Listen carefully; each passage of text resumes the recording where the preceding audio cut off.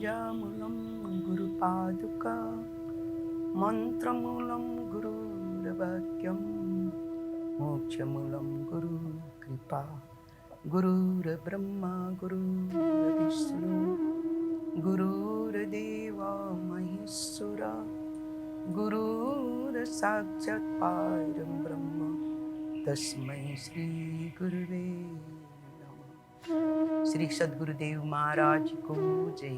आदि शक्ति जगत जननी श्री माता जी को जय। भगवान श्री पशुपतिनाथ को जय। सद्गुरुदेव श्री गुरु महाराज जी को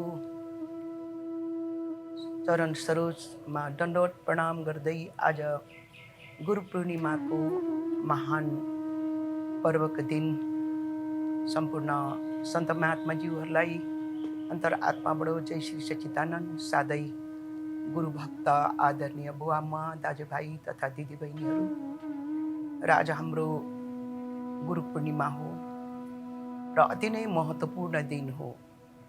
भक्तहरूले आफ्नो गुरुदेवको स्मरण आराधना गरेर परमानन्द मोक्ष प्राप्त गरिन्छ र सबै भक्तहरूले आज गुरुको पूजा गरिन्छ, गुरुको आराधना गरिन्छ। गुरु महिमा अनन्त छ। यो गुरुको महिमा आज मात्र होइन, अनादिकालदेखि गुरु महिमा चलाउँदै आएको, गुणगान गाउँदै आएको गुरु नै हो। अन्धकारमा भड्किएका समाजलाई परमगति मोक्षको प्रकाशको मार्ग बताउने एकमात्र गुरु मात्रै हो। गुरु नै यस्तो सामर्थ्य हुनुहुन्छ। यसकारण अनेकौं युगौँदेखि हाम्रा बडे तपस्वी ऋषि महर्षि परम भक्तहरूले गुरुको वन्दना गर्नुभयो, गुरुचरणको पूजा गर्नुभयो, गुरुको आशीर्वादलाई शिरमा धारण गरेर अगाडि बढ्नुभयो। तबै उहाँहरूको जीवन सफल भएको थियो, परम गति मोक्ष प्राप्त गर्नुभएको थियो। यो गति प्राप्त गर्नको लागि गुरुकै कृपा चाहिन्छ। गुरुको कृपा बिना, गुरुको आशीर्वाद बिना हामी तपाईले यस मार्गमा सफलीभूत अगाडि बढ्न सक्दैनौँ। यसकारण आज गुरु पूर्णिमाको दिन हो। त गुरुको चरणको महिमा अनन्त छ। सन्तहरूले जब सम्झाउनु भएको छ कि गुरुको शिर पर राखिए चले आज्ञामाई, कहे कबीरा दास तो तीन लोग डर नाही भनेर, जब गुरुको चरणको आज्ञामा पालन गर्दै अगाडि बढ्नाले भक्तलाई तीन लोकमा पनि डर छैन भनेर अवश्य हो। किनभने गुरु बिना भवनिधि तरेन कोही, हरिवृञ्च शङ्कर सम होई। गुरु बिना त भवसागर तर्न सक्दैन। शङ्कर जस्तो, ब्रह्मा जस्तो सृष्टिकर्ता पालनकर्ता, विष्णु जस्ता शक्ति भएर जन्मे तापनि गुरुको चरण सरोजको कृपा बिना कल्याण छैन भनेर यसरी सम्झाउनु भएको छ। त अवश्य नै हो। किनभने साँच्चै नै तपाईँ हामी संसारको अनेकौं उत्राउ चढाउ क्रियाकलापहरूमा आफ्नो जीवन व्यतीत गरिरहेको हुन्छौँ, आयु समाप्त गरिरहेको हुन्छौँ। तर त्यो जीवन अन्धकारमय जीवन हो, हाम्रो प्रकाशमय जीवन होइन। यसकारण जब तक तत्त्ववेता सद्गुरुको सानिध्य प्राप्त हुन्छ, त गुरुको कृपा हुन्छ, समर्पण भावनाले शिष्य गुरुको श्री चरणमा समर्पण हुन्छ, तब नै सद्गुरुले उनको जीवनमा सत्मार्गको अनुभूति गराउनुहुन्छ। अन्धकारमय जीवनलाई परमज्योति प्रकाशको बोध गराउनुहुन्छ। तब शिष्यले सद्गुरुको कृपाद्वारा त्यस ज्ञानको अनुसरण गर्दै जब अगाडि बढ्छ, तब नै सम्पूर्ण धर्मग्रन्थहरूका सार वस्तुलाई स्वयं अनुभूति गर्न थाल्छ। स्वयं उसको अन्तर्जगतमा यसको गहिरो अर्थहरूलाई उसले लगाउन सक्छ र ज्ञानको ज्योतिर्मय उपदेशहरू उसले त्यस मार्गलाई अनुभूति गर्न सक्छ। त उसको जीवन ज्योतिर्मय हुन्छ। किनभने गुरु प्रकाशमय हुनुहुन्छ।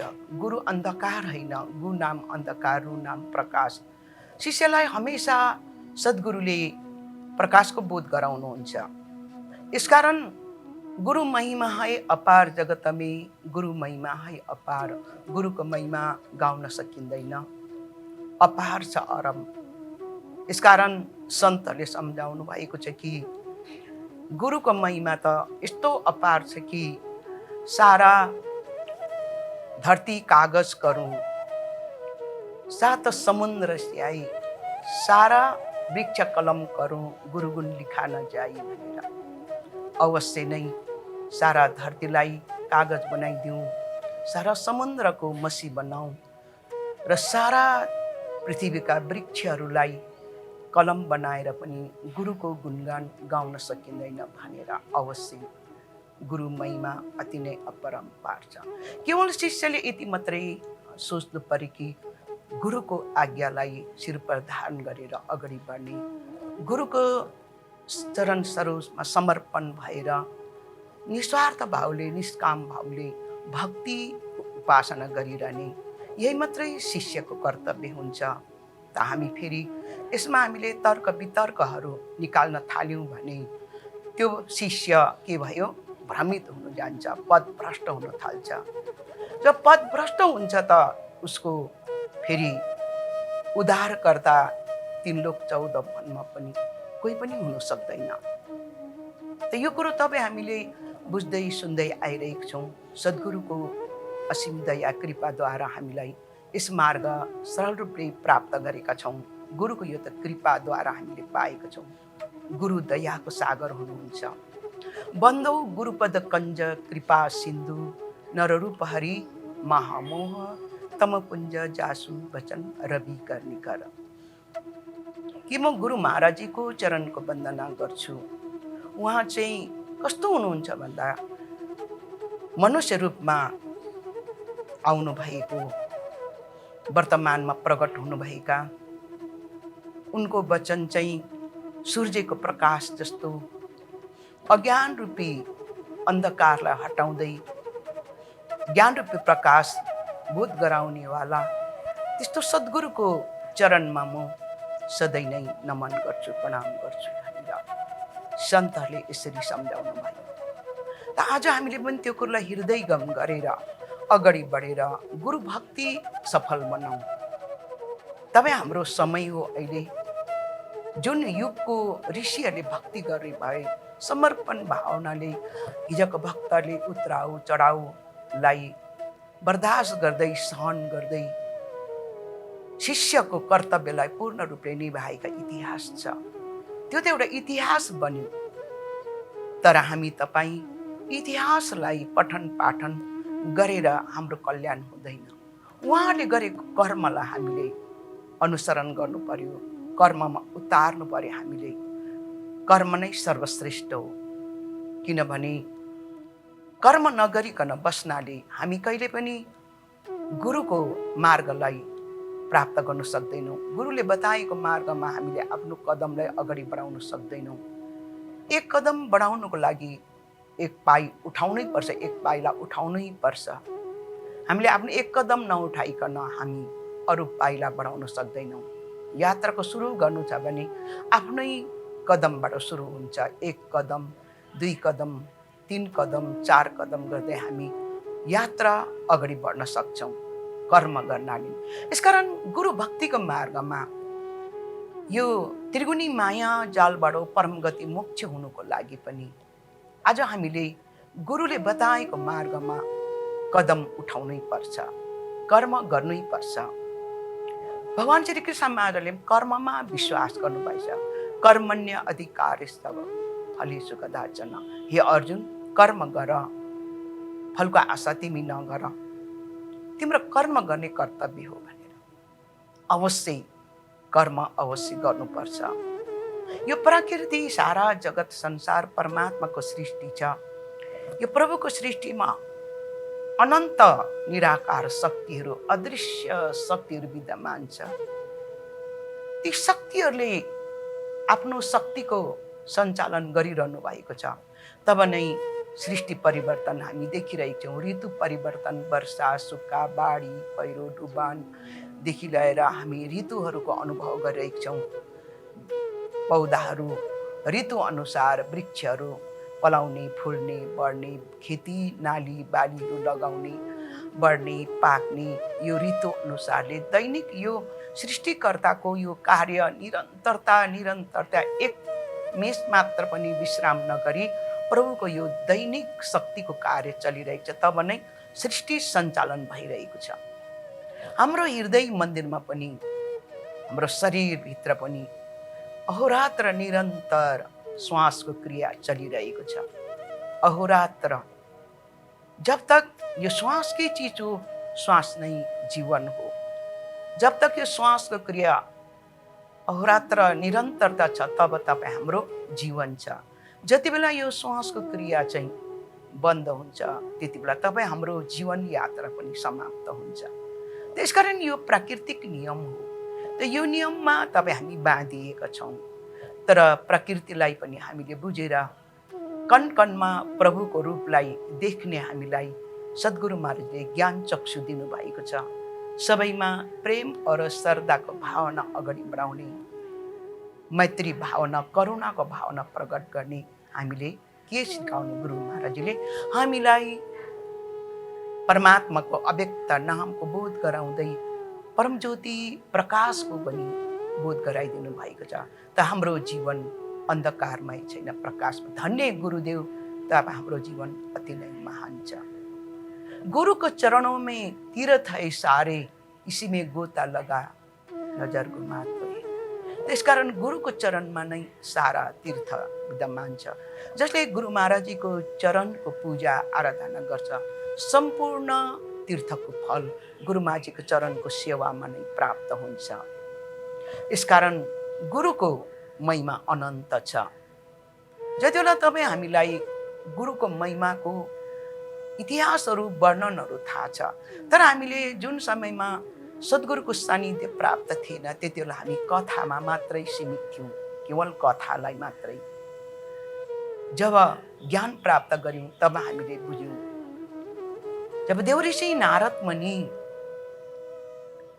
सम्पूर्ण शास्त्रको ज्ञाता हुनुहुन्थ्यो, त उनी सबै कुरो भविष्य वर्तमानको ज्ञाता पनि हुनुहुन्थ्यो। तर पनि वैकुण्ठमा भगवानको दर्शन गर्नु जानुभयो, त भगवानको दर्शन भएन। भगवानको बिना दर्शन फर्केर आउँथ्यो।